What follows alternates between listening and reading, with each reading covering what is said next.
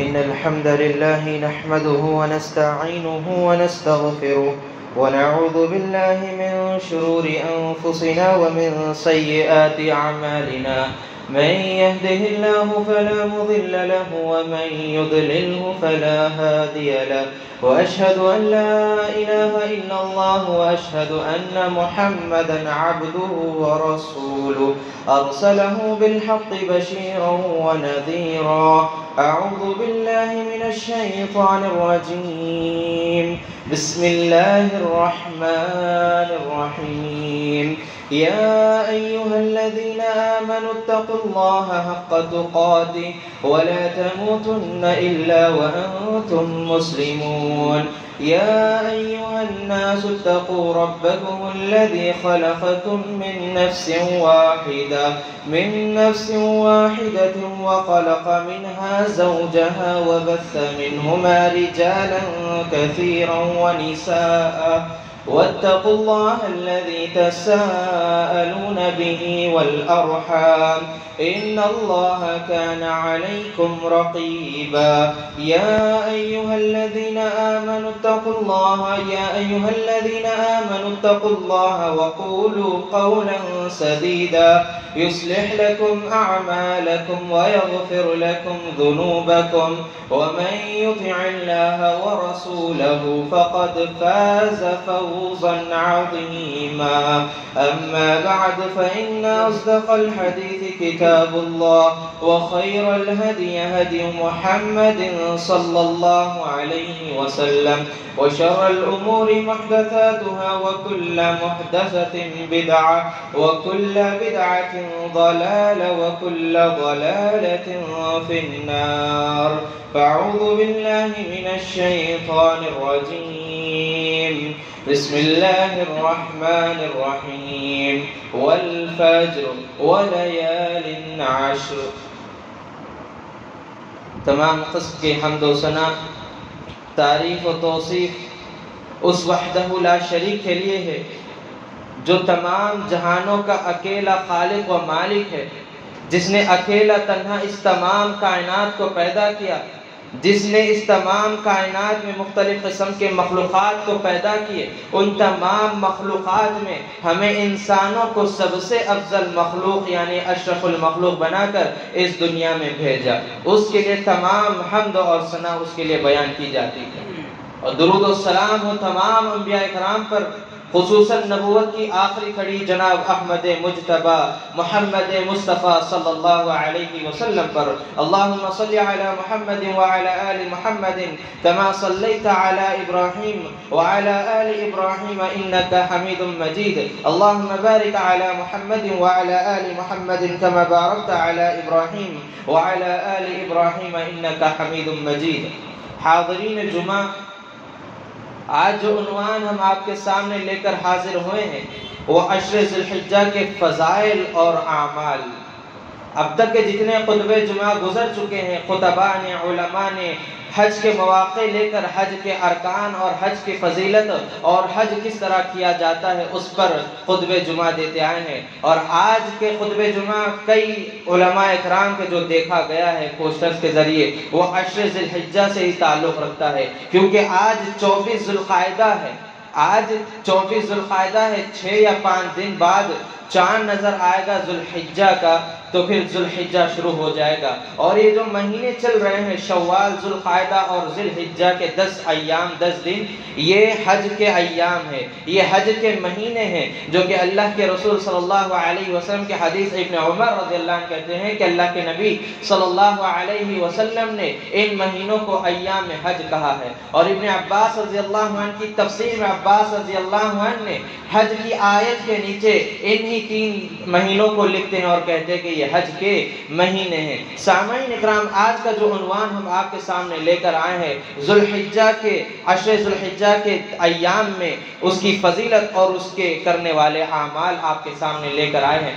سامعین اکرام، اللہ رب العالمین نے کئی مواقع رکھے ہیں ہمارے لیے کہ ہم اس میں زیادہ سے زیادہ عبادت کریں اور زیادہ عبادت کر کے زیادہ اعمال لے کر آئیں. سامعین اکرام، ہماری امت کو 60 سال کم سے کم، یا کوئی جی لے 70 سال، ہماری امت کو ہے، لیکن دیگر امتوں کو زیادہ ان کی تعداد تھی، عمر ان کی بہت زیادہ تھی۔ صحابہ اکرام نے کہا اللہ کے نبی صلی اللہ علیہ وسلم ہماری تعداد کیوں اتنی کم ہے، ہماری عمر جو ہماری آخری عمر رہے گی 60 سال 70 سال کیوں ہے؟ کیونکہ ہم زیادہ عبادت کرنا چاہتے ہیں تو ہم کیا کریں؟ تو اللہ کے نبی صلی اللہ علیہ وسلم نے کہا تمہارے لیے ہی اللہ کے رب العالمین نے رمضان المبارک میں ایک ایسی رات رکھی ہے جس میں عبادت کر لے تو 1000 مہینوں سے زیادہ عبادت کرنے کا تمہیں اجر ملے گا، اور اسی طرح ذوالحجہ کے ایام میں زیادہ عبادت کریں گے تو اس کا اجر بھی آپ کو ڈبل ملے گا، اور اسی طرح تیسرا عشرہ محرم کا ابتدائی 10 دن اگر تم اس میں عبادت کر لو تو تم کو زیادہ اجر ملے گا، ان امتوں سے زیادہ تمہیں اجر ملے گا۔ یہ اللہ کے نبی صلی اللہ علیہ وسلم نے صحابہ اکرام سے کہا ہے۔ سامعین اکرام، ہم نے آپ کے سامنے سورہ فجر کی 2 آیت پڑھی ہے، والفجر ولیال عشر۔ اللہ رب العالمین قسم کھا کر کہہ رہا ہے کہ قسم ہے فجر کی اور اس 10 راتوں کی، اور اس کے 10 راتوں کی، یعنی مفسرین اکرام ابن کثیر رحمۃ اللہ علیہ اور دیگر مفسرین جیسے کہ ابن عباس رضی اللہ عنہ اور ابن کثیر لکھنے والے تفسیر ابن کثیر رحمۃ اللہ علیہ، تفسیر القرآن لکھنے والے شیخ محمد تفسیر لکھنے والے، یہ تمام مفسر اکرام نے اس کو آخری یہ 10 راتوں سے مراد 10 دن لیا ہے، 10 راتوں سے مراد 10 دن لیا ہے، اور ابن عباس رضی اللہ عنہ نے 10 راتیں اور 10 دن لیا ہے، کیونکہ رات مغرب کے بعد جب چاند نظر آتا ہے تو مغرب کے بعد ہی دن کا شروعات ہوتی ہے، تاریخ بدلتی ہے، تو ابن عباس رضی اللہ عنہ نے دن اور رات دونوں لیا ہے، یعنی اگر ہم ان 10 دن میں اور رات میں عبادت کرتے ہیں تو زیادہ اجر ہم کما سکتے ہیں، زیادہ اجر ہم لے سکتے ہیں اللہ رب العالمین کے پاس سے۔ سامعین اکرام، اللہ کے نبی صلی اللہ علیہ وسلم، اللہ رب العالمین فرماتا ہے والذین جاہدوا فینا لنہدینہم سبلنا وان اللہ لمع المحسنین، اور جو لوگ ہمارے دین کے خاطر کوششیں کرتے رہتے ہیں ہم ان کو ضرور بے ضرور اپنے راستہ دکھائیں گے، اور یقیناً اللہ تعالیٰ نیک اعمال کرنے والوں کے ساتھ ہوتا ہے۔ اللہ رب العالمین اس آیت میں کہہ رہا ہے کہ جو لوگ اللہ رب العالمین کی عبادت میں لگ جاتے ہیں تو ہم اس کو سیدھا راستہ دکھاتے ہیں، یعنی اگر انسان کوشش کرتا ہے صراط مستقیم پر آ جاتا ہے تو پھر اللہ رب العالمین اسے صراط مستقیم پر لے کر جاتا ہے اور اسے سیدھی راہ دکھاتا ہے تاکہ بندہ نیک اعمال صالحہ کرتے ہوئے زندگی گزارے۔ سامعین اکرام، دیکھتے ہیں فضائل، ہم دیکھتے ہیں ابھی ذی الحجہ کے فضائل۔ پہلی چیز، ذی الحجہ کو کیوں فضیلت ملی ہے؟ سب سے پہلی چیز، دنیا کے تمام ایام میں یہ ایام افضل ترین ایام ہیں۔ حضرت جابر رضی اللہ عنہ کہتے ہیں کہ اللہ کے نبی صلی اللہ علیہ وسلم نے کہا افضل ایام الدنیا ایام العشر یعنی ذی الحجہ، قیل ولا المثل فی سبیل اللہ، قال ولا مثلہن فی سبیل اللہ الا رجل عفى الله وجهه في التراب۔ اللہ کے نبی صلی اللہ علیہ وسلم کی حدیث، اللہ کے نبی صلی اللہ علیہ وسلم کہتے ہیں دنیا کے تمام ایام کے دن، دنیا کے سارے ایام کے مقابلے میں یہ 10 دن، ذی الحجہ کے 10 دن سب سے زیادہ افضل ہے، سب سے زیادہ افضل ہے۔ آپ صلی اللہ علیہ وسلم سے دریافت کیا گیا اے اللہ کے نبی صلی اللہ علیہ وسلم کیا جہاد بھی نہیں ہے؟ آپ صلی اللہ علیہ وسلم نے کہا کہ صرف اس شخص کے جو چلے جائے جہاد کے لیے اور واپس پلٹ کرنا ہے، صرف اس شخص کے لیے، اگر نہیں وہ واپس آ جائے تو پھر وہ شخص بھی افضل نہیں ہو سکتا۔ ان 10 دنوں میں جو انسان اعمال صالحہ کرتا ہے، اللہ رب العالمین کو راضی کرنے والے اعمال کرتا ہے، اس کے مقابلے میں پھر کوئی شخص نہیں آ سکتا۔ سامعین اکرام، حاضرین جمعہ، یہ حدیث ہم کو یہ بتا رہی ہے کہ یہ 10 دن جو آنے والے ہیں اس کی فضیلت اور اس کی اہمیت کیا ہے، یہ ہم کو سمجھنا ہوگا، اور آنے والے 10 دنوں میں ہم کو زیادہ سے زیادہ عبادت کرتے ہوئے جانا چاہیے۔ جس طرح ہم نے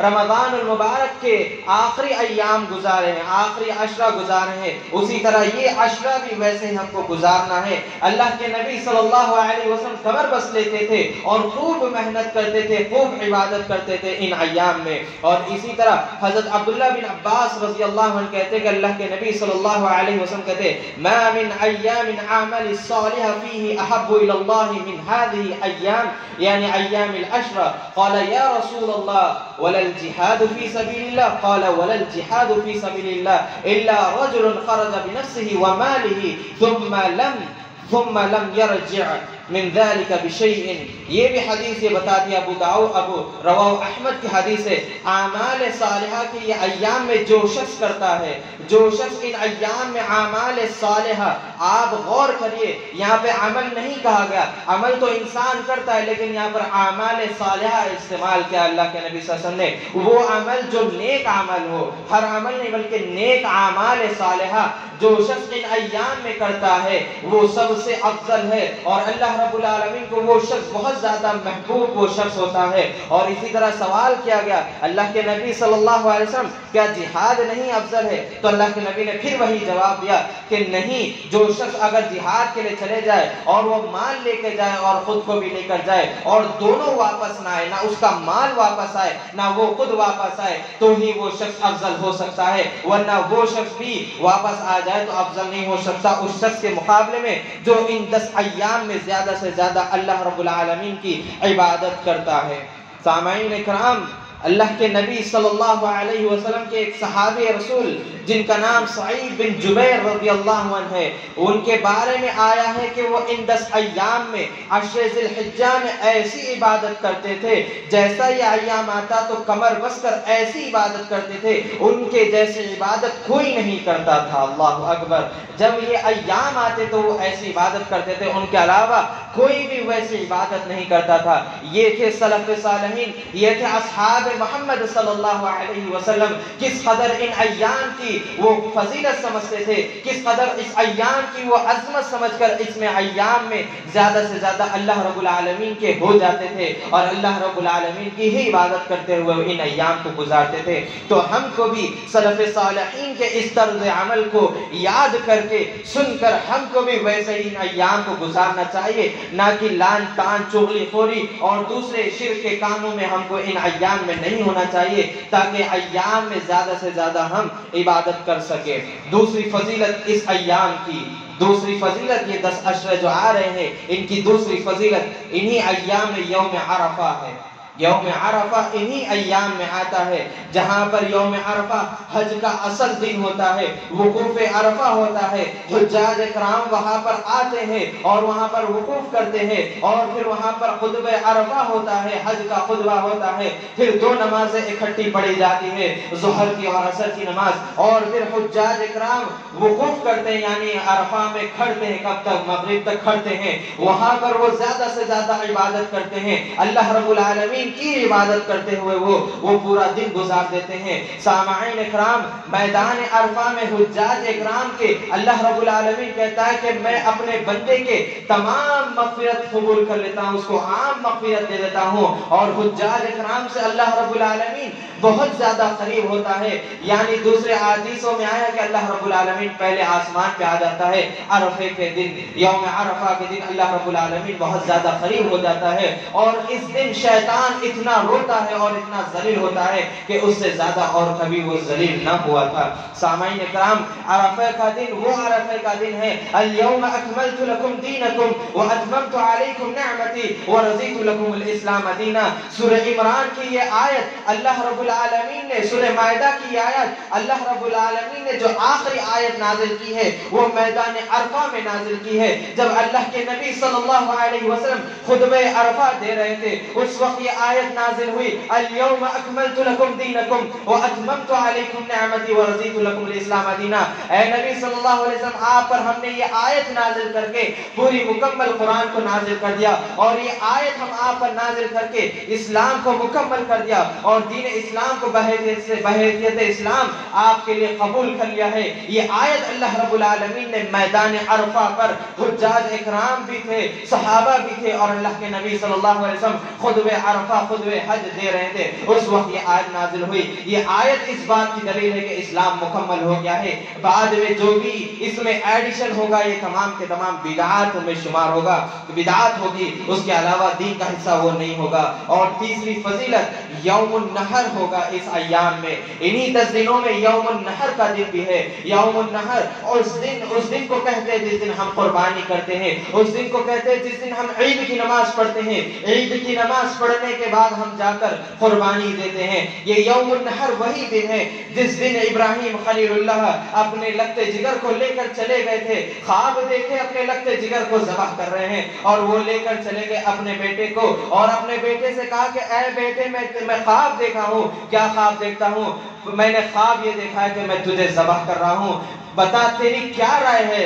بیٹے نے جواب دیا، بیٹے نے کیا جواب دیا؟ افعل ما تؤمر ستجدنی انشاءاللہ من الصابرین۔ بیٹا کہتا ہے اے ابا جان، جو خواب آپ کو آپ کے رب نے دکھایا ہے، جو کام آپ کے رب نے آپ کو کہا ہے، آپ اسے کر گزریے۔ ستجدنی انشاءاللہ من الصابرین، بے شک آپ مجھے صبر کرنے والوں میں سے پائیں گے۔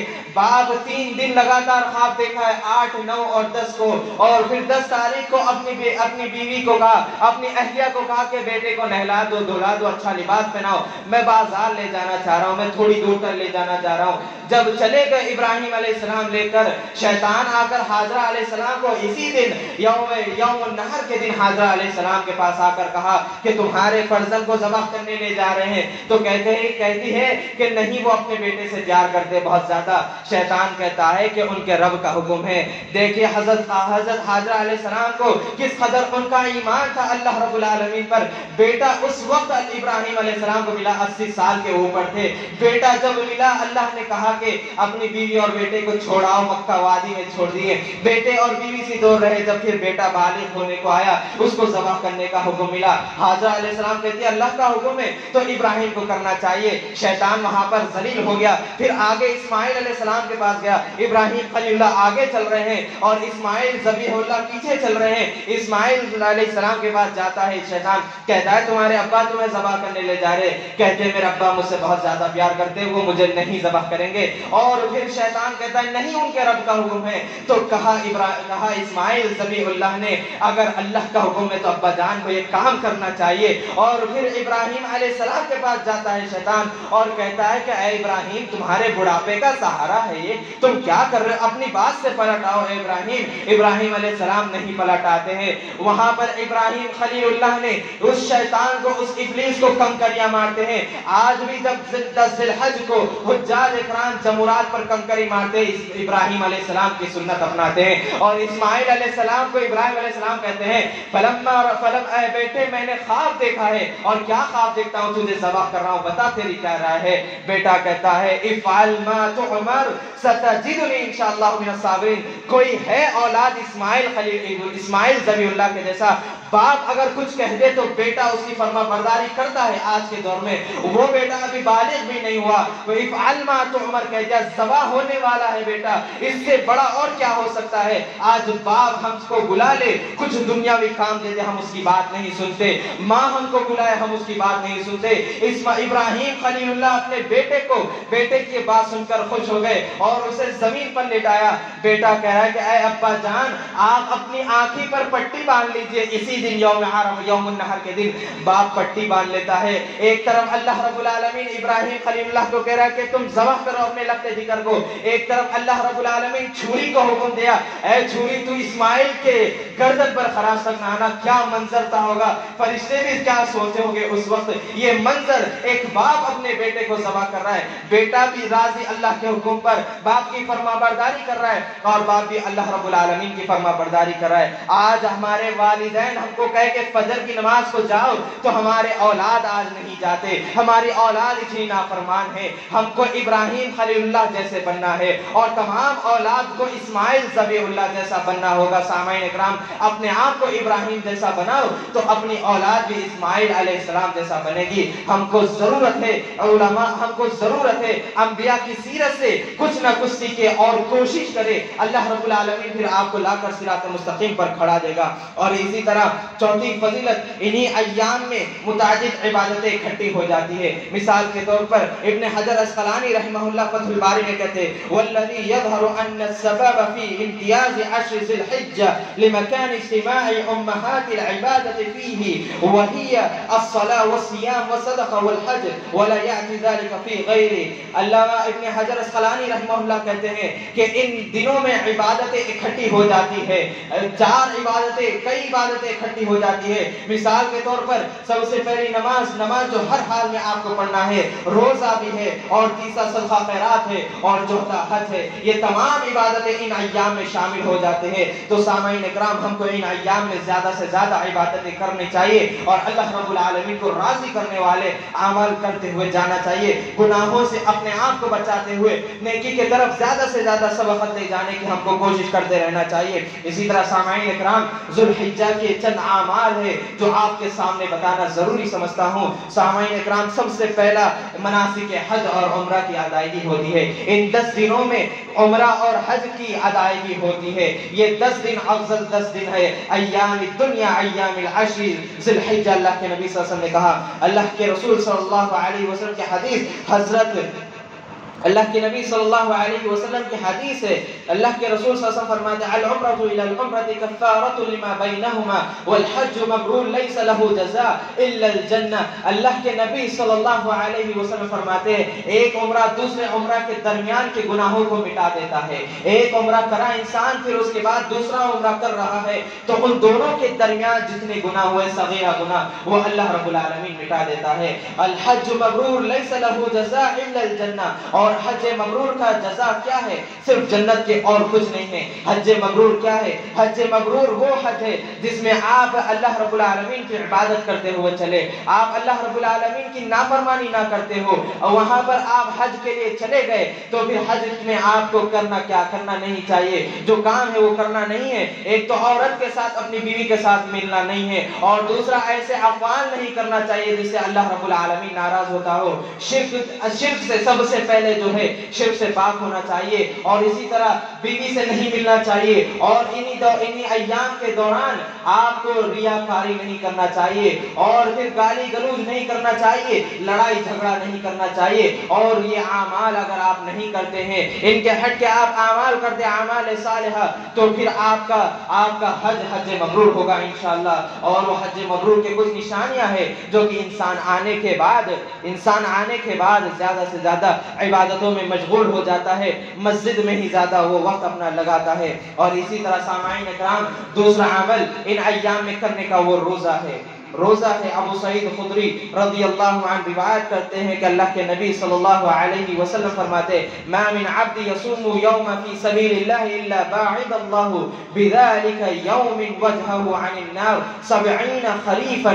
اللہ کے نبی صلی اللہ علیہ وسلم فرماتے ہیں، اللہ کے نبی صلی اللہ علیہ وسلم فرماتے ہیں، جو شخص اللہ رب العالمین کے راستے میں اللہ رب العالمین کے لیے ایک دن کا روزہ رکھتا ہے تو اس کے چہرے کو اللہ رب العالمین جہنم سے 70 سال کی دوری پر کر دیتا ہے. اللہ اکبر.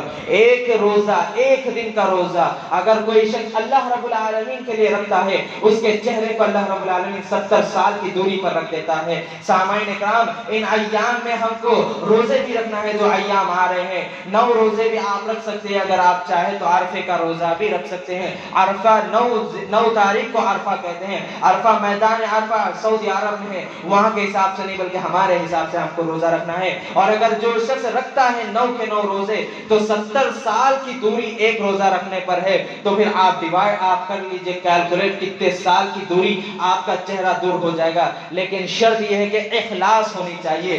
شرط یہ ہے کہ ویسا روزہ ہونا چاہیے جیسا اللہ اس کے رسول نے کہا.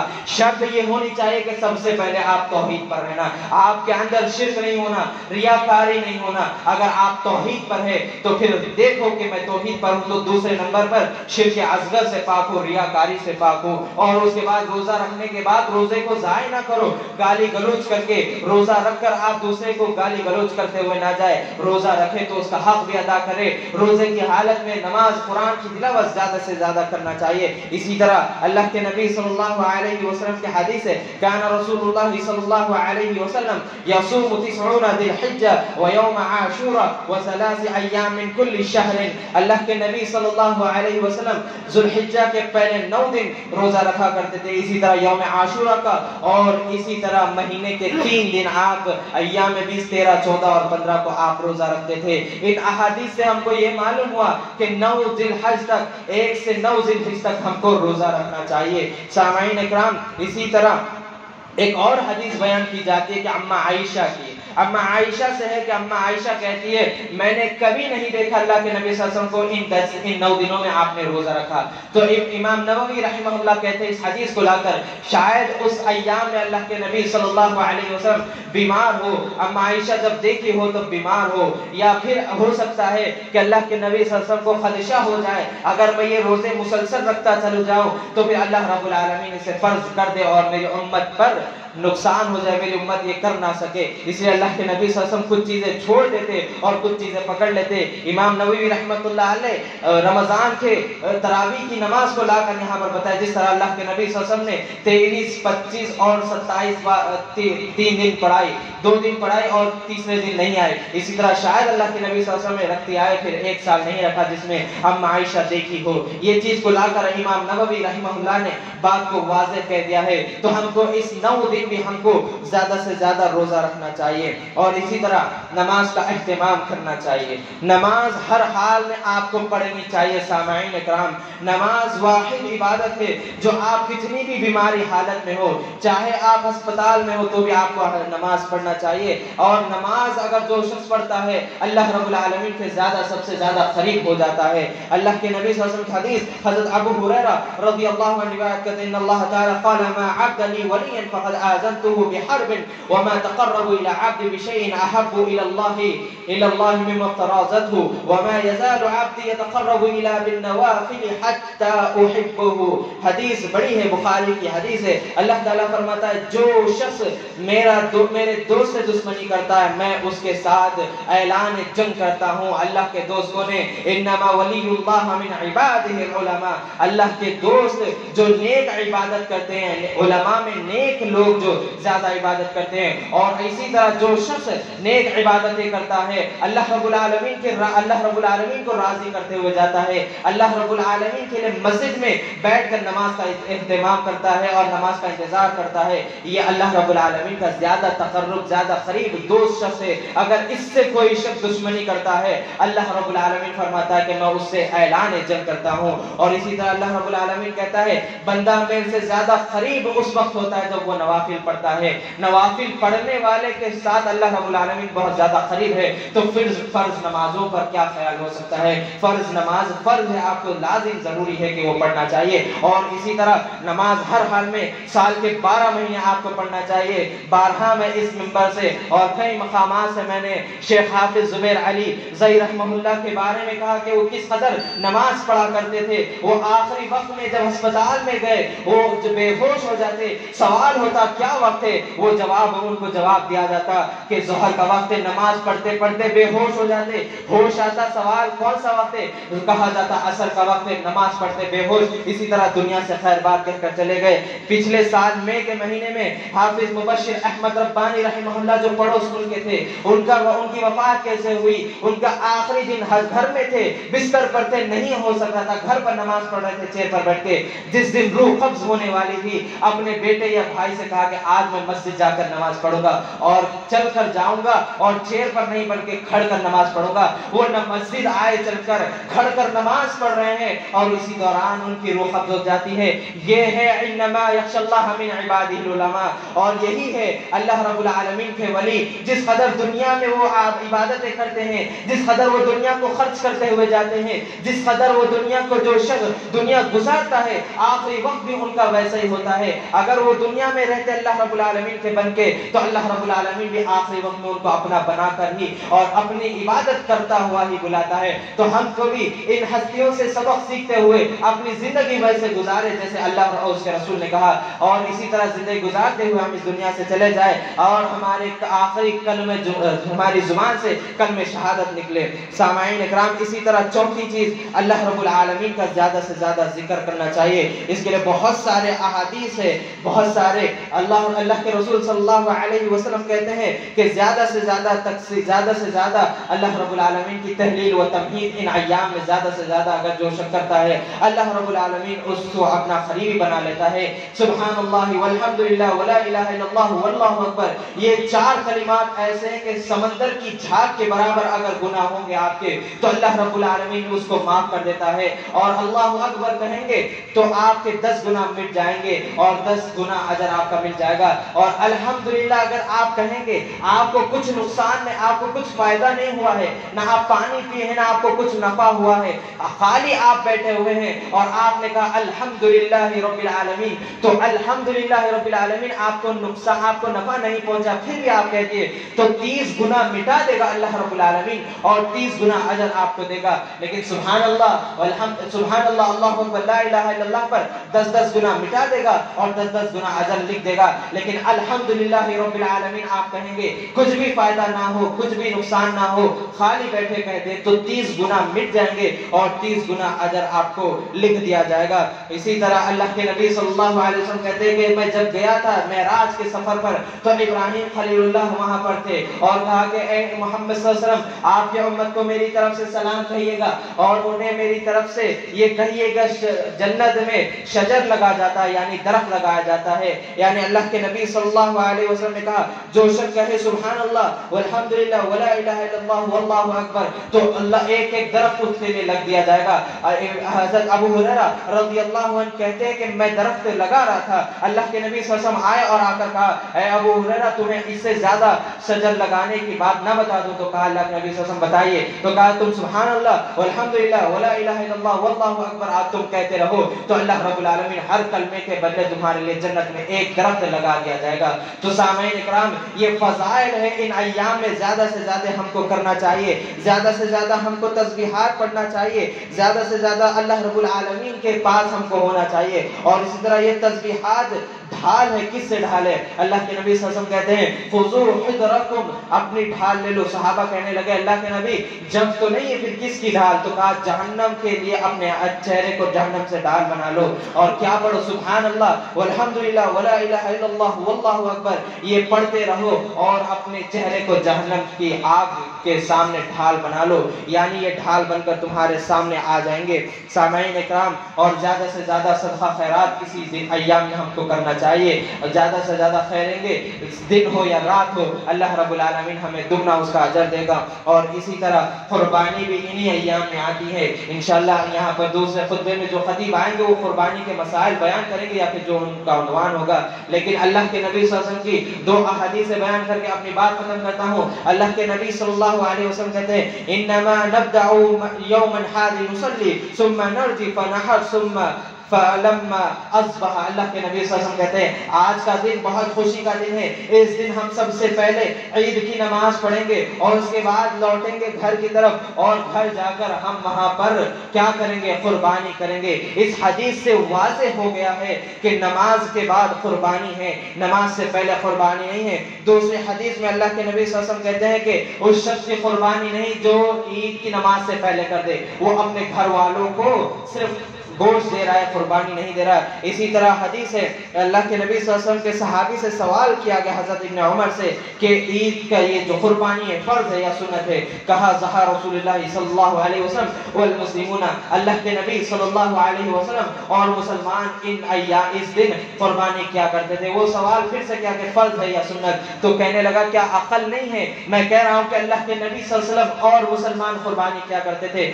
یعنی اس حدیث سے معلوم ہوا کہ قربانی نبی کریم صلی اللہ علیہ وسلم کی سنت ہے, فرض نہیں ہے. یعنی جو شخص استطاعت رکھتا ہے اس کو چاہیے کہ قربانی کرے, استطاعت رکھنے کے باوجود قربانی نہیں کرتا تو پھر وہ گنہگار ہوگا. اور سامعین اکرام جو شخص قربانی کرنا چاہ رہا ہے وہ ابھی اگر کٹوانا چاہتا ہے اپنے بال اور ناخن وہ ان ایام میں کٹوا لے, چاند دیکھنے کے بعد وہ نہ کٹوائے تاکہ وہ قربانی کر رہا ہے. اگر کٹوا لیتا ہے تو کوئی گناہ نہیں ہے, اگر جان بوجھ کر کرتا ہے تو پھر اللہ رب العالمین سے توبہ استغفار کرنا چاہیے. اور پھر اس کے بعد ہم عید الفطر میں عید کی نماز کو جانے تک ہم تکبیرات کا اہتمام کرتے ہیں, لیکن عید الاضحیٰ میں آپ کو تکبیرات کا اہتمام کرنا چاہیے. 9, 10, 11 اور 12, 13 تاریخ تک ہم کو زیادہ سے زیادہ تکبیرات تحلیلات اللہ رب العالمین کی بڑائی بیان کرنا چاہیے. اور یہ جو ایام آ رہے ہیں ان کو غنیمت جانیے, پتہ نہیں کہ آگے سال ہم کو ملے گا یا نہیں ملے گا، یہ آنے والا سال آخری ہو یا اس کے بعد ہم چلے جائیں گے۔ اللہ رب العالمین سے دعا کرے کہ یہ ایام جو آ رہے ہیں ان میں ہم کو پہنچا دے، اور زیادہ سے زیادہ ہم اس میں اللہ رب العالمین کی عبادت کرنے والا اللہ رب العالمین ہمیں بنا دے، اور ہم کو خالص توحید والا بنا دے، شرک اور کفر سے ہم کو دور کر دے۔ الہ العالمین ہم آپ کی بارگاہ میں دعا کرتے ہیں، الہ العالمین ہمارے گناہوں کو معاف فرما دیجئے، الہ العالمین ہمیں نیکی کام کرنے کی توفیق عطا فرما دیجئے، الہ العالمین ہمیں صراط مستقیم پر قائم رکھنا، الہ العالمین مسلمانوں پر پریشانیوں کے پہاڑ آ رہے ہیں، الہ العالمین آپ اسے دور کر دیجئے، الہ العالمین ہمیں ابھی سکون کی سانس ملی ہے، ہمیں راحت کی سانس سپریم کورٹ سے ملی ہے، الہ العالمین آپ ہمیں واپس سے پھر سے دوبارہ خوشخبری سنا دیجئے، الہ العالمین سپریم کورٹ کے جج کو توحید کی توفیق دے دیجئے، توحید کی دعوت دے دیجئے، انہیں صراط مستقیم کی دعوت دے دیجئے، الہ العالمین آپ ہی ہے، الہ العالمین آپ کن فیکون کہہ دے وہ ہو جاتا ہے، وہ فیکون ہو جاتا ہے، الہ العالمین وقف بورڈ کا جو مسئلہ ہے الہ العالمین وہ ہمارے حق میں آپ کر دیجئے، الہ العالمین مسلمان جہاں کہیں بھی پریشان ہیں، ان کے مساجدوں پر پریشانی آ رہی ہے، آپ مسلمانوں کی خاص حفاظت فرما دیجئے، الہ العالمین ہمارے گھروں میں سب مصیبتیں پریشانی آئی ہے آپ اسے دور کر دیجئے، الہ العالمین ہمارے گھر میں جو پریشان ہے بیماری میں ہے الہ العالمین آپ ان کی پریشانیوں کو دور فرما دیجئے، آمین یا رب العالمین۔ اللہم اصلح احوال المسلمین فی فلسطین، اللہم اصلح احوال المسلمین فی فلسطین، اللہم اصلح احوال المسلمین فی غزہ، اللہم اصلح احوال المسلمین فی غزہ، اللہم اصلح احوال المسلمین فی سیریہ، اللہم اصلح احوال المسلمین فی الہند، اللہم اصلح احوال المسلمین فی الکشمیر، اللہم اصلح احوال المسلمین فی فلسطین، اللہم طہر المسجد الاقصی من اليہود، اللہم طہر المسجد الاقصی من اليہود، اللہم انصر كنصر یوم بدر، اللہم آت نفوسها تقواها وزکها انت خیر من زکاها انت ولیها ومولاها انك سمیع قریب مجیب الدعوات، ربنا آتنا في الدنيا حسنة وفي الآخرة حسنة وقنا عذاب النار، آمین۔ السلام علیکم۔